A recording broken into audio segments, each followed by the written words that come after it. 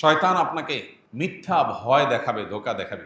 শয়তান আপনাকে বলবে, তুমি এতেকাফে বসে গেলে তোমার বাকি সব চলবে কিভাবে, কত কাজ তোমার।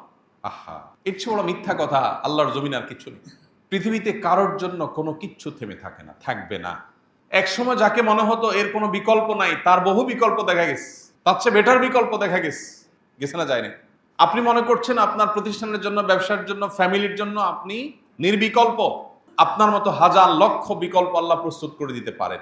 আপনি থেকে যা করতে পারবেন, আপনি না থাকাতে তার চাইতে বেশি হতে পারে।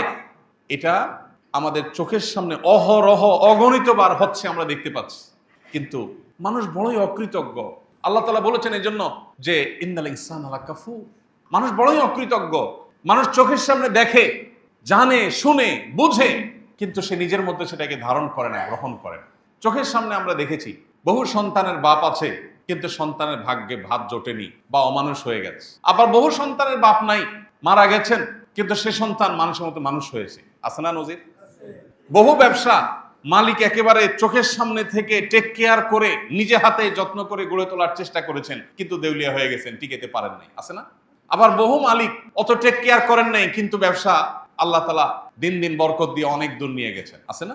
ইমানদার বিশ্বাস করে আমার হাতে কিছু নাই, আমার হাতে শুধু চেষ্টা করার সক্ষমতা আছে। আল্লাহ আমাকে শুধু চেষ্টা করার সক্ষমতা দিয়েছেন। আমি যদি আল্লাহর অনুগত বান্দা থেকে আল্লাহর প্রিয় বান্দা হয়ে চেষ্টা করি, আমার চেষ্টা হতে পারে অল্প, ফসল আসবে অনেক বেশি।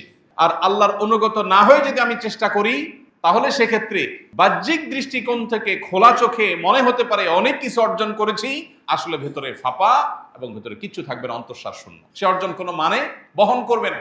এই জন্য রমজানের শেষ 10টা দিন ইতিকাফের জন্য সিদ্ধান্ত গ্রহণ করি। মনোযোগ দিয়ে 10টা দিন, সারা বছরের 355 দিন আপনি ব্যবসা বাণিজ্য, পরিবার পরিজন, বহু বন্ধু বান্ধব, সোসাইটি সার্কেল, সবাইকে সময় দিয়েছেন। 10টা দিন আপনার নিজেকে সময় দেন। মসজিদে চলে আসেন, সম্ভব হলে নেট কানেকশন ডিসকানেক্ট করে ফেলেন এবং একান্ত প্রয়োজনের জন্য মোবাইলটা সাথে রাখেন, হাই হ্যালো কথা, প্রয়োজনীয় কথা সারার জন্য। 10টা দিন মসজিদের পরিবেশে এসে আল্লাহর সাথে একটু কানেক্টেড হওয়ার চেষ্টা করেন। আমাদের মনোযোগগুলোকে নানান দিকে ডাইভার্ট করার জন্য হাজার হাজার আয়োজন শয়তান এবং তার অনুসারীরা আজ করে দিয়েছে। মনোযোগ থাকে না। 10 মিনিট দোয়া তো দূরের কথা, 2 মিনিট দোয়া করলে 5টা কথা মনে আসে, 5 দিকে মন চলে যায়।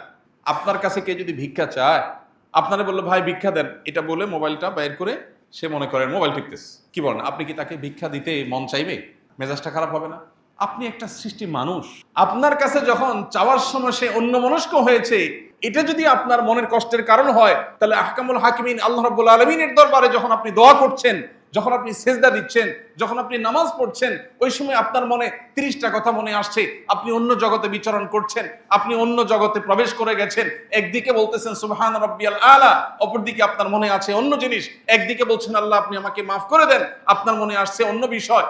তাহলে কিভাবে আপনি আশা করেন রব্বে কারীমের কাছ থেকে এই ভাঙাচোরা, এই ত্রুটিপূর্ণ, শতদা বিভক্ত, বহুদিকে মনোযোগ চলে যাওয়া এই দোয়া দিয়ে আল্লাহর কাছ থেকে আপনি মাগফিরাত পাবেন? আল্লাহ আরহামুর রাহিমিন, তিনি চাইলে এই ত্রুটিপূর্ণ দোয়া দিয়েও মাগফিরাত দিতে পারেন।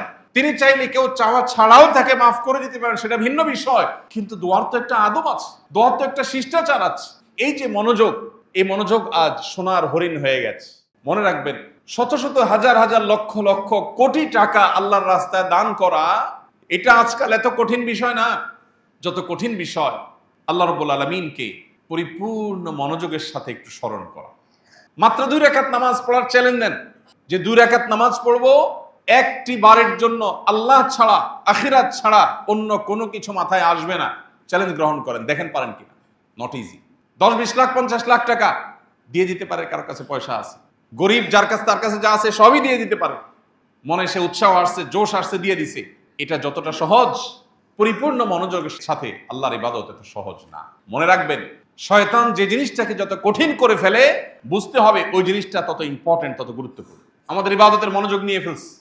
রমজানের শেষ 10টা দিন যদি আমরা ইতিকাফে বসার নিয়ত করতে পারি, অন্য সমস্ত মনোযোগ বিনষ্টকারী বিষয়গুলোর সাথে সম্পর্ক কাট করে, ছিন্ন করে যদি আমি বসার চেষ্টা করতে পারি, অন্তত ইবাদতে, আল্লাহর স্মরণে, দোয়ায় মনোনিবেশ করার, মনোযোগ দেওয়ার, ফোকাস ধরে রাখার এই প্রচেষ্টায় আমি ফিরতে পারি। আমি অন্তত এই 10টা দিন ট্রেনিং করতে পারি। যেটা আমার পরবর্তী জীবনে, রমজান পরবর্তী সময়ের জন্য হয়তো ফলপ্রসূ হবে। চেষ্টা করা যাবে তো ইনশাআল্লাহ?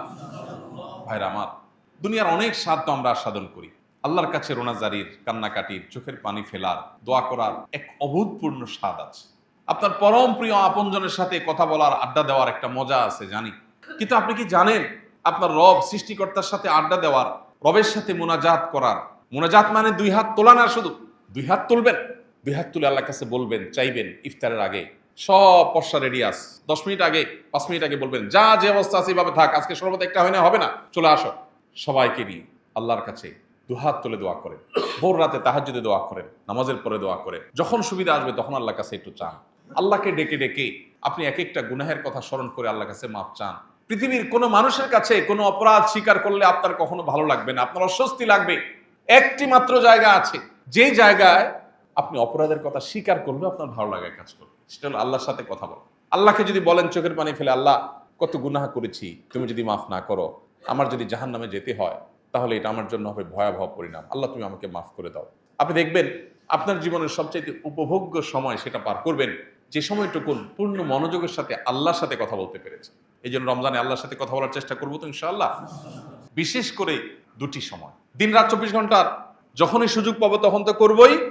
দুটি সময় স্পেশালি, একটা হলো ইফতারের আগে, আর একটা হলো ভোর রাতে তাহাজ্জুদের সময়। এই যে আমরা তারাবি পড়ি, বেশিরভাগ মানুষই বুঝি না হাফেজ সাহেব কি বলছেন, কিন্তু আমি যদি নিয়াত করি যে আমার কান দিয়ে পরিপূর্ণ মনোযোগের সাথে আল্লাহর কালাম আমি ভেতরে প্রবেশ করাচ্ছি, মনে রাখবেন এটা একটা কমপ্লিট স্পিরিচুয়াল ট্রিটমেন্ট পদ্ধতি, আপনার আধ্যাত্মিক রুহানি ট্রিটমেন্ট, শেফা এই কোরআন তেলাওয়াত শোনার মধ্য দিয়ে হবে।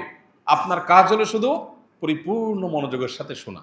এর মধ্য দিয়ে সারা বছরের আপনার চলার জন্য যে রসদ দরকার হয়, রুহানি আধ্যাত্মিক শক্তির দরকার হয়, যে স্পিরিচুয়ালিটি দরকার হয়, সেটা আপনি আহরণ করতে পারেন। এই জন্য ভাই, দরকার তারাবিতে মনোযোগ, দরকার দোয়ায় মনোযোগ, দরকার আল্লাহর প্রতি মনোনিবেশ, দরকার আল্লাহর জন্য চোখের পানি ফেলা।